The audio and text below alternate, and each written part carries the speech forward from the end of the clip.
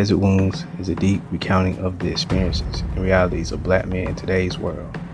It is shown how social stereotypes have repressed black men by creating invisible and irreparable wounds that last a lifetime, and which leads us questioning the balance between what is seen as justice and social imbalance. The socially entrenched prejudices have a significant impact on the self-esteem, motivation, and pride of black men. So please join my co-host Chris and I, and our welcome guest Daryl Barnes from All Things Black Podcast, Therapist Earnell as we embark on this 5-part mini-series from a black man's perspective on how the world looks at us through the looking eyes.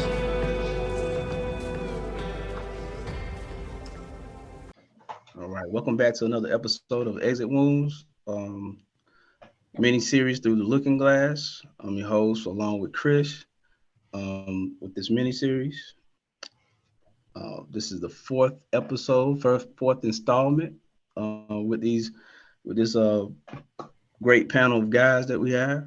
We're going to talk about emasculation of our kind, of the black man, and how it looks through society, and then deal with those issues as we talk, have a conversation about it and what we feel like what it is. We're going to do a little check-in, see how everybody's doing. Start with Earnell. How you feeling? I'm feeling great. Happy to be here. Staying busy. Life's great. Can't complain. Gotcha. Chris. I'm all good. We are in May, almost Gemini season. Got a birthday coming up, so that's always good. Yes, sir. Yes, sir. Daryl. Yes, sir. I'm doing well, man. Happy to be a part of this body of men, man, and get some good information from. Gotcha. All right, let's dig into it. Emasculation of our kind. It's like I feel like, in my opinion, it's being done daily. I think it's done in social media. I feel like it's done in public, in society. I feel like it's just, I feel like the black man is pretty much a target. I feel like that we say we got rights, but do we really have rights? But I feel like it's enough done to try to keep fathers out the house, out the homes, keep us from doing our roles and things like that. And I think on our last episode we were talking about King Richard, Lamar Ball, and Mr. Jackson. And we was talking about those two and how they disappeared, once the kids blew up or got gone, and don't really highlight their roles in those guys' lives, up to this part. So we're gonna go through, and I'm gonna ask, what's their opinion on how they feel that what emasculation is and how it may have affected, or what they think it affects society of. Let's start with Chris. Yeah, I think a lot of the stuff is just about what social media is, what's put out there, and it's basically demasculating the men, especially black men, for certain things. I know my sister and I, we always have different things where they say men shouldn't do certain things because women see it as feminine. And I think we got a list now with almost 100 different things that women have said they don't like guys to do because they see it as feminine, like ordering appetizers. They go out to eat, ordering appetizers. Women see that and say that the guy's feminine.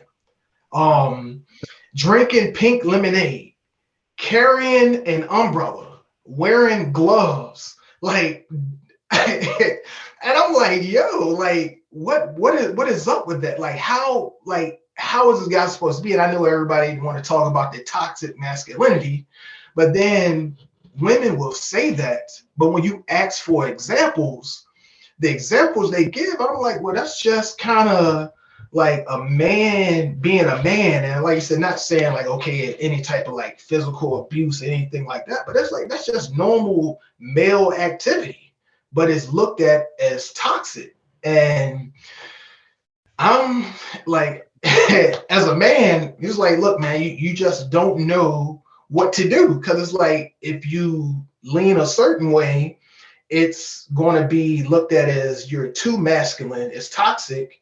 But if you lean too much the other way, they're going to see you as feminine, and you're not a man. So I don't know. I don't know if you guys have seen any of that stuff.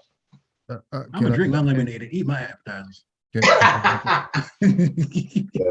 No, that's Yeah, real. what you That's saying? real. Jesus, man, this is such a heavy topic. You really don't know where to start. But just piggybacking off of Chris, to be honest, women don't define manhood. They reap the benefit of manhood. They don't define it.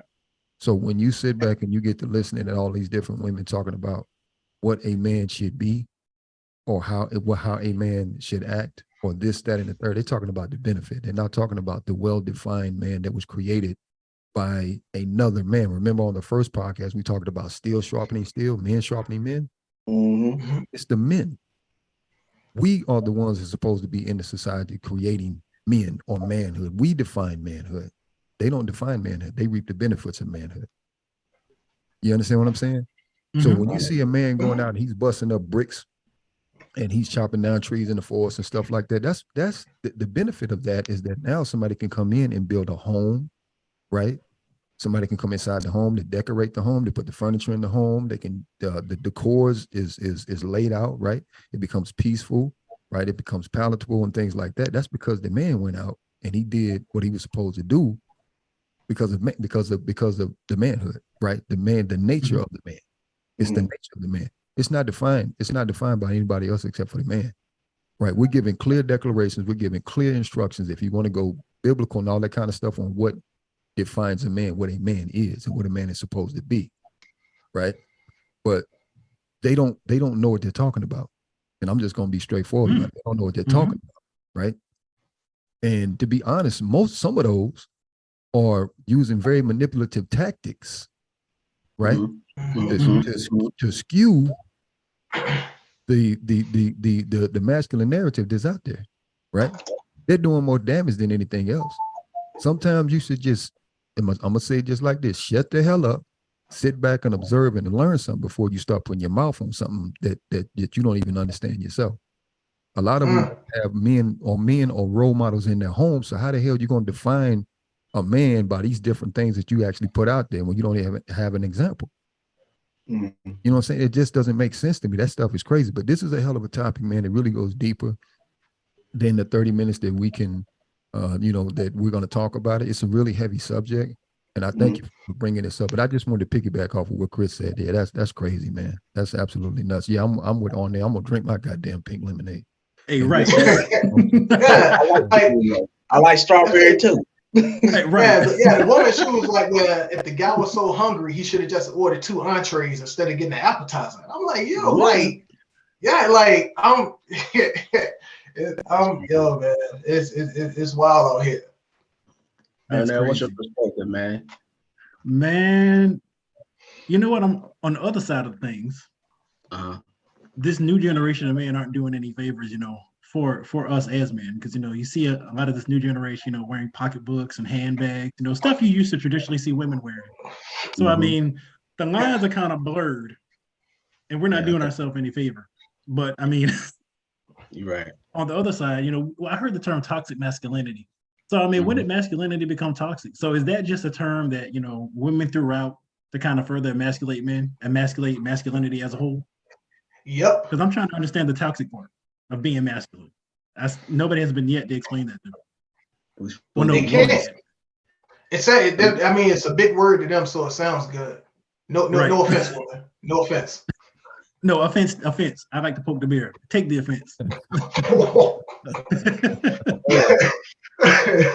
Toxic masculinity. I mean, because you got to see it, because just as I agree with everything, but as far as like a man's role, like Daryl said, it's defined by a man. we are provider protectors. You know, we go out there, hunter gatherer, you know, by that point.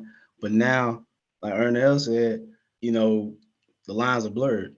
We got men out here putting on dresses, and you know, not to attack anybody, but you know, we got that.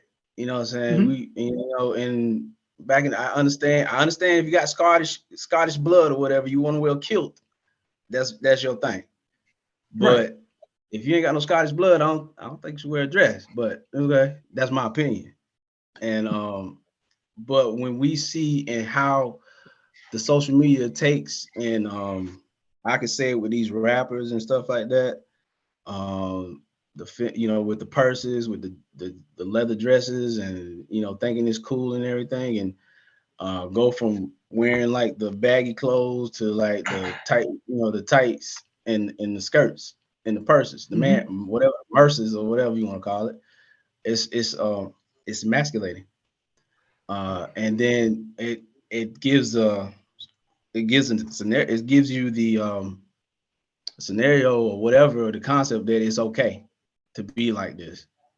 And you have these situations where you don't know what you do. And as we talked about our last podcast on fatherhood, we have to be the ones to define it, you know, to let them know this is what is right, what is wrong, whether not what's socially right. You gotta know what is right and what is wrong. It's like you know, you can't paint that social narrative that it's okay to put on this, it's okay to put on that. But how does that look like in society? You know, toward, you know, once you grow up and stuff like that, and like we can go religion, we can go anything, but I feel like emasculation is real huge, man. I mean, as far as like with commercials, I feel like, how can I say this? It's just an agenda. It's an agenda. Yeah, that's exactly what it is. That's the agenda, and I know Yes, Daryl talked I about feel, that on the last yeah. episode, was pushing an agenda. And I think about it like when I was a kid, and like, I mean, I never really like looked up to like athletes or entertainers. I looked up to the men that I saw every day, not the people I saw on TV. But some of the things that like the athletes would do, let's say like they wear the baggy clothes and everything like that. Hey, I want to like let's say Allen Iverson. Hey, look, man, I think everybody in my age range wanted to be like Allen Iverson, had the cornrows, the baggy clothes, and everything like that.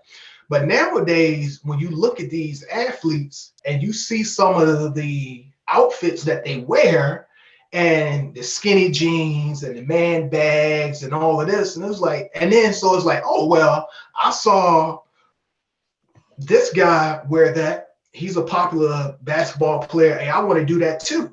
Or like the dye in the hair, stuff like that. And I know it was certain things my dad, when I was growing up, my dad was like, no, you ain't doing that. If he saw me doing that, nah, you're not doing that.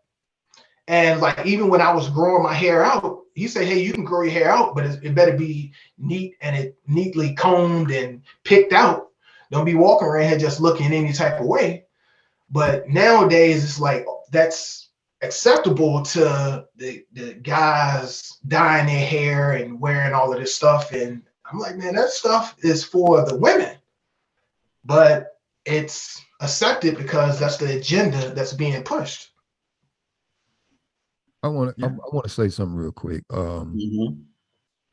Because you know what, first things first. The one thing I don't want people to take away from this conversation is thinking that you just have a bunch of men on a podcast crying and whatnot. That's not what this is. We're seeing this in real time through our lenses, right? That's the first thing. Our own unique experiences. We see it, right?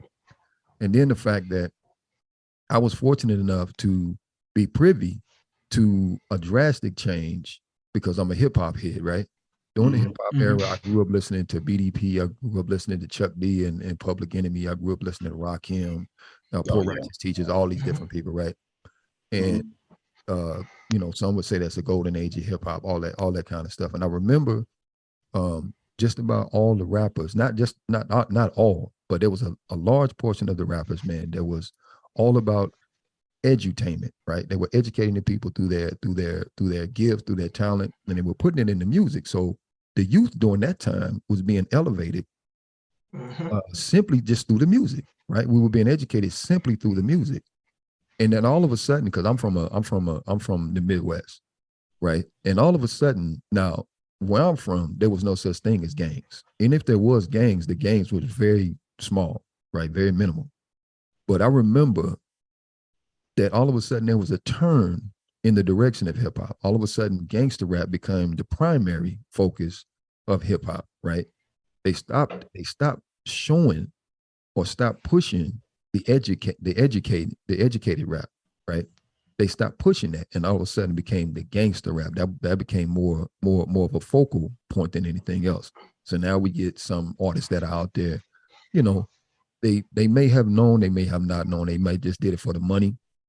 But you had some rappers out there, you know, was strictly calling women out of their name and talking about crack and all this other kind of stuff. And where I'm from, we were wearing medallions first because that was the culture in hip hop, right? We wore medallions. So now all of a sudden the rap, the gangster rap came about. Now we wearing colors, you know, all of a sudden everybody is shooting at everybody and stuff like that. And you got to remember, man, form follows function, right? Life really does imitate art. So I bring that up to say this. It is a definite goddamn agenda. Because when you begin to put these notable black people, these notable black men in situations or conditions, right, that they know people are watching, they know we're watching it, they know our youth are watching them, they know it. And the impact of influence and imagery is so powerful that it could actually literally have the child not even listen to their parent, and their parent has no influence over them whatsoever because they're looking at their favorite rapper, they're looking at their favorite basketball star or what have you, and they want to be like them. So now if I'm putting on pink and I'm putting on dresses and I'm putting on all of that, and they're saying as a child, I'm saying, okay, well, that's cool, that's okay. Well, they doing it, I might as well, I can do it too. So don't tell me, I don't want nobody to sit back and tell me, man, I've watched the changes. I know what I'm talking about. It is a legitimate agenda to emasculate every notable black male, right? Put him in a position, in a spotlight that diminishes the impact of that black male. Because the one thing I know for certain, and this has come from me researching and reading, I can quote Dr. Frances Cress Welsing. I can talk about Dr. Sister Ava Muhammad, rest her soul. I can talk about Hakeem Adabudi, who wrote all these different books, who did the research. They did the legwork and the foundation that I'm standing on right now. And they addressed this. Dr. Frances Cress Welsing herself, she mentioned that in some of her writings that, hell, they're going to have us wearing purses, men wearing purses and stuff like that in the future. She mentioned that. And I'm sitting here looking at it wholesale. Men walking around with purses. I'm looking at that. So no, it's a damn agenda. And we fall for the okie doke 100% of the time. But I rest right there. Like I said, this thing is really deep, man. Emasculation of men, period, and the emasculation of black men specifically is an agenda item. And they want it to be sold wholesale, and they want all of us to get on board with it. Unfortunately, a lot of our close associates, family members, and stuff like that, drinking the Kool-Aid, and they get mad at us because we're not biting into it, which makes them look at us as toxic, masculine men, right? Because we're not drinking the Kool-Aid. So to some of us drinking that Kool-Aid, does that kind of go back to that part, go back to our last podcast about not having fathers in the home? Does that make the Kool-Aid easier to drink?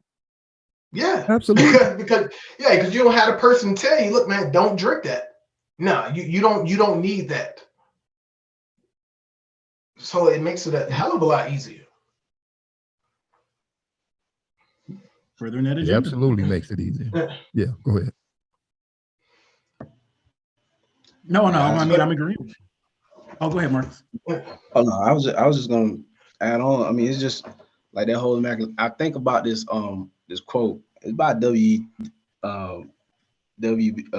Du Bois, and it says, a system cannot fail those it was never meant to protect. That's right. That's right. You know what I'm saying? And And this is by W.E.B. Du Bois.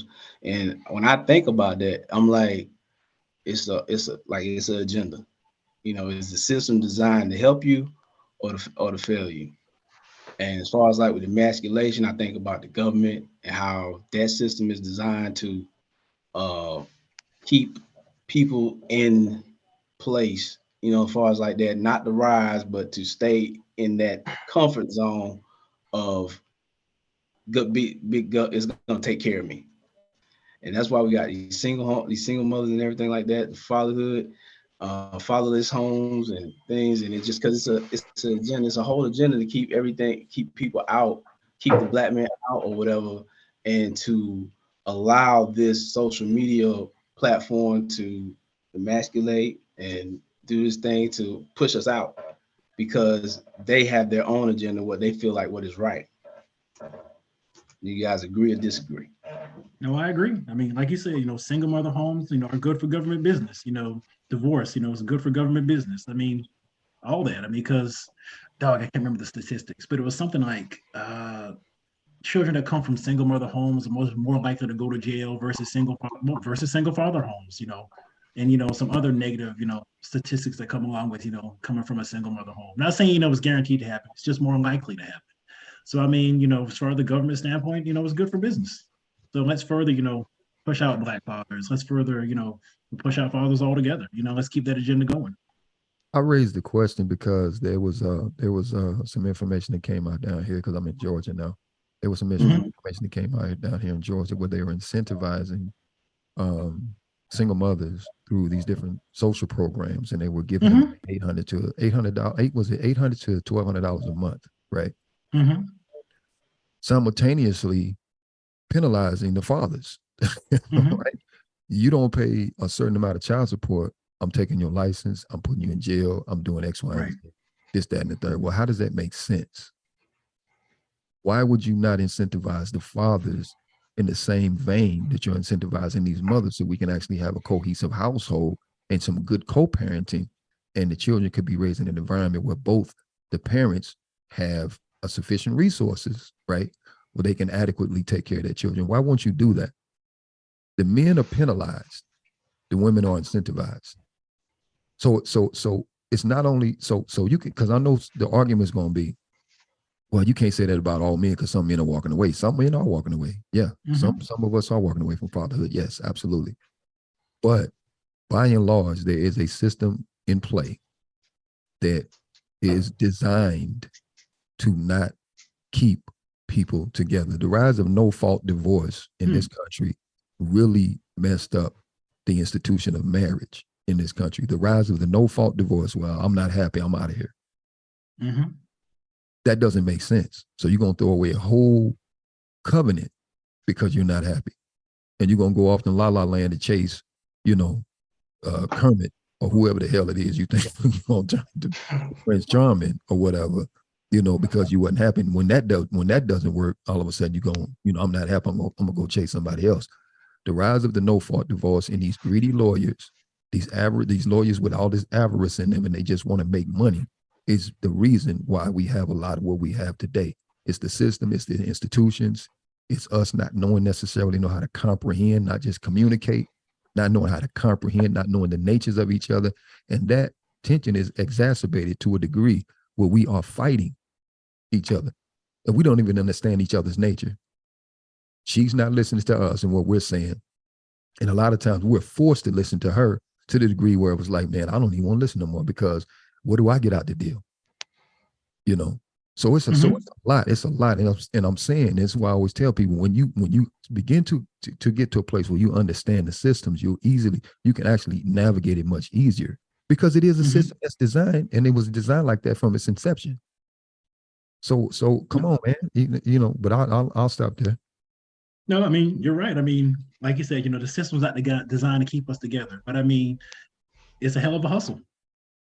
I can marry you. I'm not happy. I can leave, take half, get some child support, alimony. I get to keep all that. Marry somebody else. I get the same perks. Well, you know what? I don't even have to work no more. I can just sit back and collect the check. Hell of a hustle. I don't agree with it, but I mean, like you said, it's incentivized. And as I'm saying, and you would think somebody would be an advocate to say, okay, well, the same way we're incentivizing these young women, let's do the same thing with the men on a larger scale. We're not doing these little bitty pilot programs, right? We're going to do this on a grand scale and get these men to a place where they can really be capable fathers. You know, why can't we do that? But we penalize them. We put them independent. We put them in jail institutions, and we keep them there, knowing 9 times out of 10, once you are an offender and have a felony, that's like slavery, man. It's over. It's over. Very few people can come out of that when they have a felony and become successful. It's a tag, man. It's from experience, man. It's once that felony gets on you, you got 10 to 15 years before you can even think about getting a pardon or anything like that to get any of your rights back. You know, automatically when you see when they that's why it's like you gotta teach these young men and things, like you gotta teach them about police and all this stuff. And when you get, you know, you can't just say you guilty of it, get your that type lawyer or whatever to and just go ahead and say you're guilty and just take the plea, take the plea guilty, right? Because once you do it and you get that judge gives you that felony, then it's like that's a tag on you, man. It tagged on you. You can't really get any type of job in finance. You can't vote. You can't do nothing. You can't vote. You can't carry. You can't have gun. Firearm. You can't do anything. Can't do nothing. And you like have to. And like I say, that's the thing I think a lot of people are not looking at. Even down here in the state of Georgia, I think they crafted a law that says when you have a child with a woman, the father is not even obligated to sign the birth certificate.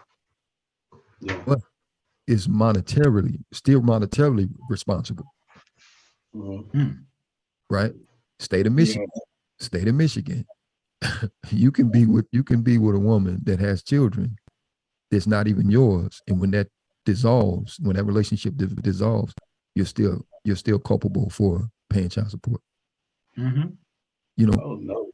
Don't tell me, man, that these systems are not to derail men or set men up in a specific right. Like I say, I get it. We all have faults. We all have frailties. We all have things that we shouldn't be doing. But that's across the board. Yes, sir. Pretty much faults are not gender specific. Frailties are not gender specific. Sins are not gender specific. It doesn't make sense to me that the men would be so heavily penalized, and then you have these loopholes that can be utilized for, a lot of women to get away with. They had a write-up in the and I'll quit. They had it was this great this soccer star, I forget his name, Renaud or something like that, recently in the news. Wife divorced him of 5 years. I think it was 5 years. Correct me if I'm wrong. I think so. 5. I know you're talking about. Yeah, 5 years she was with him, and then all of a sudden she decided to divorce him. So my man was like, "Okay, hold up." he was like, "Okay, he was smart with it." Yeah, he must have saw the curveball coming, right? So he said, "Okay, I'm gonna put everything in somebody else's name, my mother's name." So when she divorced him, she thought she was gonna run away with half. My man said, "No, that's not about to happen." And now he's getting a portion of what she has, right? Yeah, because she was a millionaire too. Yeah, he hit her with that Uno reverse. Exactly. and I think that's perfect in the world that we. I think that's absolutely perfect. I think it's warranted because a lot of times, man, we as men, man, we don't see the blind side. We don't see when things are like that. Fortunately, somebody must have warned him, or he saw it coming, or whatever the case may be. And all of us get put in a very bad situation, man. Not due to our own fault. A lot of times, a lot of times it's not due to our own fault. If you have a man that's in his nature that wants to provide and protect, and he wants to make his woman happy, that is his main goal. That's his main goal, man. His status is A1. He wants to do that with his woman, right? And if he can put a smile on her face, that means the world to him. But now if she has an ulterior motive, we might not be able to see that because our whole thing is that we just want to make that woman Have people want to please her. You might not see it, and then at the end of the day, she turns around and has that ulterior motive, and then we end up in very bad situations that a lot of men are not in the position that they're in, man, because they made bad decisions, man. Somebody did some things, but anyway. No, you're right. Hey, hypergamy is a real thing. Always looking for that next better option. Yeah, and then like I said, I know that soccer player, he's going to now be painted as the bad guy for doing it like that, where all he was doing was protecting himself in the event something like this happened. But for decades, let's say you've had the woman who was with a millionaire and she's been putting money to the side. She has this special bank account, this secret bank account. So now she leaves him, and now she has close to $1 million that she basically hid from him. But that woman would then be celebrated like, hey, yeah, she protected herself. So it's like the women can protect themselves, but us as men, we can't protect ourselves from those things. We can to a certain extent. I think we're scared to, because I mean, with the advent of the prenup, most women don't want to sign it, and we're like, baby, you don't have to sign it. No, I mean, you can sign it, or we ain't got to do that. Because I mean, it's nothing bad. It's just saying, if we don't work out, I take what I got, you take what we got. Whatever we got together, of course we split. But yeah, there's no come up coming here. Yeah. So sometimes we just got to stand our ground and be like, hey, look, you don't want to sign it, you don't have to, but this ain't happening. Yes, sir. That's it.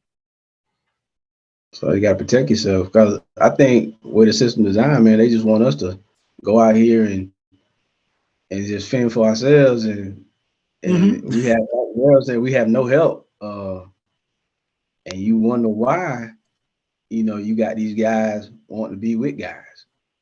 You know what I'm saying? I saw one dude. He wasn't gay or nothing. It's like he wasn't gay enough, but he was like, I might as well just go and be with a guy because we can work and we can see whatever women we want to. Right. He wanted to do it like he wanted to be in a partnership because I think you get the tax breaks and all of that. We just want all the tax breaks and everything. But he can have what he on here, he can have whatever. I don't want nothing. I just want all tax breaks. But it's still it's silly, man. It's silly, but I feel like the world is coming. It's coming. A whole lot of stuff is happening, and a lot of things are being predicted, and it's happening. You go back in the Bible, you say Sodom and Gomorrah, all this other stuff. I think it's happening all over again. You know what I'm saying? But you know what I'm saying, with the agenda, it's always an agenda to emasculate the men, to make everything more feminine, it's okay to be in these type, different relationships, same-sex relationship, this, like that, and third. It's like it's agenda like to cut down population, to restrict things like that. I know I might be saying something, this might get cut out, it might get us shut out, but I don't know. But I'm just saying, it's like it's an agenda to keep us from just to produce more kids and more children in this world and everything like that. And I feel like that emasculating of the man is an agenda to do that. And I'll try to be quick though, but like I say, I've had an opportunity, man, to see a lot of changes and whatnot. But I remember, just doing research and looking at, I brought this up on several podcasts, but the propaganda to either emasculate black men or criminalize black men has always been going on. I remember the first film that was actually produced that I saw some years ago. It was a film that was in black and white that was produced by W.D. Griffith, which was called Birth of a Nation. If y'all ever seen it, you should. If you haven't seen it, you should go watch that film. But you had white men that were playing that were in blackface, playing black characters. That the narrative that black men were shiftless, lazy, over-sexualized, wanted white women, all this other kind of stuff, right? And and the only people that were able to really to see this footage of these films were people that kind of had money, or people that was in certain neighborhoods that could do that. Black folks were too busy signing shoes and all this other kind of stuff, man, during that time frame. Right? We was too busy trying to do other stuff and not get killed and whatnot. So the population absorbed this information and all of a sudden criminalized every black male. This is not new. I keep telling people this stuff is not new. I remember Willie Horton during the Bob Dole era. Willie Horton, they bought him out, criminalized him, made him the face of criminality. Right? All of a sudden he ran on that criminal ticket in order for him to try to get into the presidency. The real criminal, the real enemy of this nation is black men, right? What's her name? God damn it, the lady that ran for president. What's her name? Clinton, right? Hillary. Clinton called us super predators, right? Criminalizing us, called us super predators, right? Mm-hmm. And I get it that, you know, we're in our neighborhoods. Some of us are destroying our neighborhoods. I get that, but here's the thing. While you're funding other neighborhoods to keep them going and to keep them clean and they have good schools and they have all these different things, why weren't you doing the same thing with us? Because at the same time, it boils down to good education, good and healthy foods, right? And money and programs that would actually help us to further our community and make it better, right? Mm-hmm. You won't do that. You won't do it, or if you do it, it's very limited. Mm-hmm. It's very limited. Yeah. So like I said, I've seen this stuff, but black men has always been painted as criminals and predators. I mean, look at R. Kelly. Like I get it. R. Kelly did what he did. I don't agree with it, whatever, but they made R. Kelly the face of pedophilia. Mm-hmm. They lambasted his face every damn where. Simultaneously, there was some real pedophilia, there was some other pedophilia that was going on that they limited the news coverage on. Yeah. You know what I'm saying? So yeah, emasculation and criminalization of black men has always been going on, which is one of the reasons why the jails are so populated with black men. They find ways to put us in there. Mm-hmm.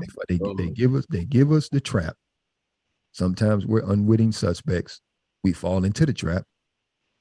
And that's how they do it. Sometimes the trap is set, right? They plant stuff in the car. They'll plant stuff in the car. They'll lie. They'll forge a statement saying, "Oh, we saw this," right? And they get the criminal attorneys and what's names all in cahoots together to throw us in the thing, man.